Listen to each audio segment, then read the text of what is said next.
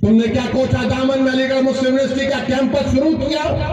मुख्यमंत्री तुम्हारा, deputy chief minister तुम्हारा, पूरी हुकूमत तुम्हारी, पुलिस तुम्हारी, नौकरशाही तुम्हारी। अरे तुम कमजोर हो, तुम्हारी कोई कीमत नहीं है। कीमत अख्तरुल ईमान की है, क्योंकि ये अख्तरुल ईमान के पास ईमान है। मेरे अजीज दोस्तों और बुजुर्गों, ये इन बातों को आप जरा संजीदगी से गौर करिए। और जो लोग मजलिस पर तनकीद करते हैं, मजलिस फिरका परस्त पार्टी है, नहीं है मजलिस। हम किसी समुदाय के खिलाफ ना थे, ना है, ना कभी रहेंगे इंशाअल्लाह ताला। जो इल्जाम लगाते हैं, बताओ मेरी कोई तकरीर बताओ जहां पर मैंने किसी समुदाय के खिलाफ बात कही हो। मेरा मकसद एक ही है कि भारत का संविधान जिसको बाबा साहिब अम्बेडकर ने बनाया, उस संविधान को सामने रखकर गरीब और मजलूमों से इंसाफ हो। भारत के वजीर आजम आप देखे होंगे, दुबई गए थे, दुबई के शेख से मिले, या हबीबी इतना उसको गले लगा लिए, इतना गले लगा लिए कि वो भी परेशान नजर आ रहा था। भाई क्या मोहब्बत है। मोदी जी, कभी हमको भी आप गले लगा लेते, बिल्किस बानो के सर पर हाथ रख देते, बोलते तू मेरी बेटी है। मगर मोदी जी को उस शेख से बड़ी मोहब्बत है। मोदी जी कभी आप देख भी लेते कि बहरौली की मस्जिद को शहीद कर दिया गया। आपकी पार्टी में एक भी मुस्लिम एमपी नहीं है मोदी जी, आपकी पार्टी में एक मुस्लिम मिनिस्टर भी नहीं है। और मगर मोदी जी बोलते सबका साथ, सबका विकास, सबका विश्वास। ये बोलने में अच्छा लगता है, अमल तो होता नहीं है। अब बीजेपी कह रही है 370 लेकर आएंगे। मैं सीमांचल की जनता से वादा कर रहा हूं, मैं भारत के गरीब और मजलूम आवाम से वादा कर रहा हूं, मैं भारत के उन तमाम शहरियों से वादा कर रहा हूं जो इस मुल्क को गांधी और अंबेडकर का मुल्क मानते हैं, जो इस मुल्क को उसका मुल्क मानते हैं जहां पर इसकी जमीन में मोहब्बतें हैं। हम पूरी कोशिश करेंगे कि तीसरी मर्तबा भारत का प्रधानमंत्री नरेंद्र मोदी ना बने।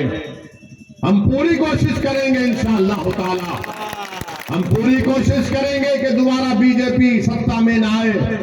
मगर बताओ 2014 और 19 में कैसे बने नरेंद्र मोदी देश के वजीर आजम? मेरी वजह से बने। आप इनसे पूछो जाकर, ये तेजस्वी से और ये गठबंधन के लोग, वो इसी की वजह से बने। और जब मेरे सामने आते हैं मैं कहता हूं बोलो बाबू कैसे बने, बताओ। हम 3 सीट लड़े तो वो 306 जीत गए। हैदराबाद, औरंगाबाद, किशनगंज लड़े तो 306 कैसा जीत गए मोदी? इसका कोई जवाब नहीं है। याद रखो, मोदी अगर जीत रहा है तो तुम्हारे वोट से नहीं जीत रहा है मोदी। मैं खुलकर कह रहा हूं आज आपसे, मोदी अगर जीत रहा है तो तेजस्वी यादव का यादव मोदी के गोद में बैठकर कह रहा है कि तू मेरा नेता है। यह सच्चाई है, और मैं उसको बता सकता हूं अगर ये लोग बहस करना चाह रहे मुझसे। आदाद शुमार मेरे पास है कि 2014 में कितने वोट मिले, 2019 में कितने वोट बीजेपी को मिले। और हमको हमारे गले में सांप डाल दिया जाता है, अरे भाई वो मौलाना, वो खिबला हजरत, अब की बार सेकुलरिज्म को बचा लो। हम बचाएंगे? अरे हमारी मस्जिद चले गई मेरे भाई, हमारी शरीयत पर हमला हो रहा है मेरे दोस्त, बच्चियों के सरों से हिजाब छीना जा रहा है मेरी मां और बहनों, मेरी मस्जिदों को भी निशाना बनाया जा रहा है। मुझसे कहा जा रहा है कि तुम दूसरे दर्जे के शहरी हो, तुम क्या कर रहे हो बचाने के लिए? कब तक तुम अख्तरुल ईमान और ओवैसी पर इल्जाम लगाओगे? अरे बताओ तुम क्या किए? अरे तुम तो अपने आबा अजदाद की सीट को नहीं बचा सके। तुम नीतीश कुमार को जूझ मिलाए, वो नीतीश कुमार आप आरएसएस और बीजेपी को बिहार में ला दिया। तुम सत्ता में थे, अच्छा हम गुनाहगार हैं, तो बताइए सीवान का भी हमारे भाई थे यहां पर। हमारे भाई ने कहा वो 7 साल का लड़का, क्या नाम था उसका, वो लड़का 7 साल का था, उसको जेल में डाल दिए। नित्य तेजस्वी डिप्टी चीफ मिनिस्टर थे। ये सेकुलरिज्म के बहुत बड़े चौधरी है ना ये। हम गुनाहगार हैं, मगर 7 साल का बच्चा क्योंकि मुसलमान था वो 8 दिन जेल में था। कानून के मुताबिक जो 13-14 साल के बच्चे होते, 17 साल के, उनको जेल नहीं भेजाया जाता। 8 दिन, और 8 दिन वो बच्चे की मां जेल के सामने बैठी रहती थी कि मेरा बच्चा है। तुम्हारे भी पेट में औलाद होगी ना, तुम्हारा भी तो कोई बेटा होगा, तुम्हारा भी तो कोई पोता होगा। सोचो अगर तुम्हारे 8 साल के बच्चे को ले जाकर कोई जेल में डाल देगा, कातिलों के साथ, डाकुओं के साथ, शराबियों के साथ, तो तुम्हारे सीने पर क्या गुजरती होगी बताओ। कहां गया जब सेकुलरिज्म? याद नहीं आया? यहां का तुम्हारा जो एमपी था उसने आवाज लगाई, कोई नहीं बोला। अख्तरुल ईमान और असदुद्दीन ओवैसी बोले। रिजवान उस बच्चे का नाम था। 8 दिन के बाद वो बच्चा जेल से निकला। रामनवमी का जुलूस निकला, 100 साला मदरसे को जला दिया बिहार में, बिहार शरीफ में 100 साला मदरसे को जला दिया। कहां गया सेकुलरिज्म? कहां गया B3? कहां गया ओवैसी और कचवा? तुमने हमने उनको बड़ा वोट दिया, क्या बोलते नहीं तेजस्वी? मगर तेजस्वी कब बोले? जब सत्ता निकल गई तो बोले अब हम दोबारा बनेंगे। मगर जब मदरसा जल गया, जब 7 साल का रिजवान जेल में चला गया, जब सीमांचल की लाखों एकड़ जमीन पानी में कट गई, तेजस्वी नहीं बोले। अब यहीं पर आकर कहा था ठाकुरगंज में कि हम सीमांचल डेवलपमेंट काउंसिल बनाएंगे। कहां गया डेवलपमेंट काउंसिल? मेरे भाई याद रखो, किसी कौम के लिए 70-80 साल एक बड़ा लंबा टाइम होता है। आप अब की बार किशनगंज से अच्छा फैसला लीजिए और जनाब अख्तरुल ईमान साहब को कामयाब करिए, अख्तरुल ईमान को अपना नुमाइंदा बनाइए। और आखिरी बात आपसे कहकर रुखसत हो जाऊंगा, ये जो सेकुलरिज्म के चौधरी है, 32 साल लालू परिवार और नीतीश ने बिहार में हुकूमत की, ये सुरजापुरी लोगों का क्या हाल करके रख दिया कि 24,46,212 सुरजापुरी भाई बहनों की आबादी, उनको नौकरी मिलना था 38,350। कितनी नौकरी मिली सुरजापुरी भाइयों बहनों को? 15,359। मैं जिम्मेदार हूं, अख्तरुल ईमान जिम्मेदार है। क्यों नहीं दिया तुमने सुरजापुरियों को नौकरी? क्यों नहीं दिया? क्या पूछा यहां के एमपी जो आपने वोट दिया था, तुमने क्या किया? पूछा? तुम्हारा गवर्नमेंट का सेंसस सर्वे है, मेरा नहीं है। तुमने सत्ता में 32 साल तुम सत्ता में रहे, मैं नहीं रहा। मैं तो तुम्हारे खिलाफ था, रहूंगा, मगर तुम रहे। अच्छा, कुलैया बरादरी 12,83,780 उनकी आबादी है, उनको नौकरी मिलना था 20,421 बिहार में, और मिली नौकरी 5,734। अरे बोलो, तस्लीमुद्दीन के बेटे अपने लिए नहीं बोल सकते तो अपने गयूर बाप के लिए तुम बोल देते कम से कम,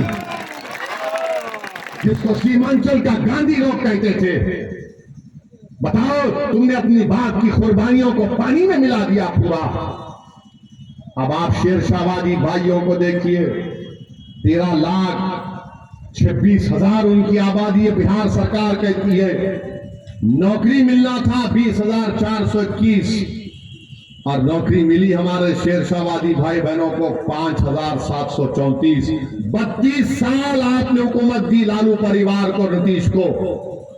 अब फैसला करना पड़ेगा सुरजापुरी भाइयों को। शेरशाहवादी भाई बहनों को और कुल्हैया भाई बहनों को जो 25 साल में तुमको बर्बाद कर दिए, अगर तुम फिर उनका साथ दोगे तो फिर तुम किसी पर इल्जाम नहीं लगा सकते तुम्हारी पस्तिका के सिवाय तुम्हारे गलत फैसले के। इसलिए अच्छा फैसला लीजिए और मंजलिस का साथ दीजिए। यही चंद बातें हम आप तक कहने आए हैं। हम पहले भी कह चुके हैं और आज भी कह रहे हैं, मुझे सीमांचल की जमीन से मोहब्बत है, मुझे सीमांचल की जमीन की जनता से मोहब्बत थी, है और रहेगी। अल्लाह मुझे जब तक जिंदा रहेगा, मैं दुनिया के जिस कोने में रहूंगा, यकीनन मैं सीमांचल के इंसाफ के लिए दुआ करता हूं और करता रहूंगा। मैं हमेशा सीमांचल की लड़ाई मेरी लड़ाई समझकर लड़ता रहूंगा। मेरी आपसे सिर्फ यही गुजारिश है कि अब की बार लोकसभा के चुनाव में मुत्तहिदा तौर पर सीमांचल के लिए अख्तर ईमान को कामयाब करिए, एमपी बनाइए। अस्सलाम वालेकुम व रहमतुल्लाहि व बरकातहू। भाई समदानी साहब की और कांग्रेस के भाई नसीम साहब। मैं चाहूंगा कांग्रेस के सज्जाद बागी जो आज पार्टी ज्वाइन किए माला अर्पण में आए, मुकेश कुमार रोटा पूर्व युवा जिलाध्यक्ष अमौर से वो भी आए, विक्की भगत जी अमौर रोटा से वो भी आए, और जहूर आलम साहब अध्यक्ष कोचाद अमन वो भी आए, शरीफ साहब यहाँ पर आए। जिंदाबाद जिंदाबाद। नौजवानों, एक कार्यक्रम बाकी, एक नारा लगाना है। पार्टी का नारा है, सबने दिया है हमको चोट, आप सबने दिया है हमको चोट। बाजू नारा के बोले, सबने दिया है हमको चोट, अपने देंगे बेईमानों को वोट। अपने बहुत ही झंडा बरदारी, बहुत ही झंडा बरदारी। आप लोगों ने इस मजलिस को कामयाब किया। भाई शाहिद साहब की चट्टानी शमूलियत हुई, नसीम भाई की, भाई समदानी साहब की सरपरस्ती हासिल है। यकीन जानिए कि इनकलाब आएगा और उसकी गवाह पटपारा की सरजमीन बनेगी। भाई वसीम साहब जिसकी जगह पर लोग खड़े हैं, जिनकी सरपरस्ती हम लोग को हासिल रही, अंजार भाई, उन तमाम लोगों का हम शुक्रिया अदा करते हैं। और जो लोग भी कारवां में शामिल हैं, सब नमाज पढ़ने के लिए थोड़ी देर रुक रहे हैं। सबको यहाँ से डगरवा काफिले में चलना है।